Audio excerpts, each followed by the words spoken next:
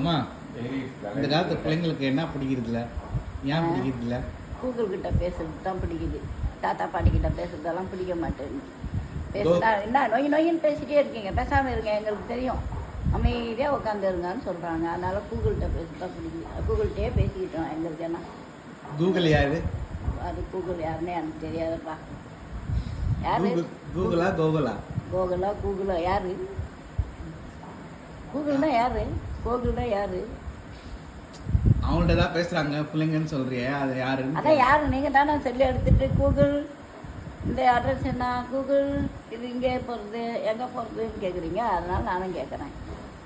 சரி, இந்த காலத்து பிள்ளைங்களுக்கும் அந்த காலத்து பிள்ளைங்களுக்கு என்ன வித்தியாசம்? அந்த காலத்தில் இருக்கவங்க தாத்தா பாட்டி அம்மா பாட்டை கேட்போம். உங்கள் அப்பா யார், உங்கள் அம்மா யார், உங்களுக்கு எத்தனை பேர் கூட பிறந்தவங்க இருந்தாங்க, அத்தை யார், மாமா யார், அப்படியெல்லாம் கேட்டு தெரிஞ்சுக்குவோம். நோண்டி நோண்டி கேட்டு சந்தோஷப்படுவோம்.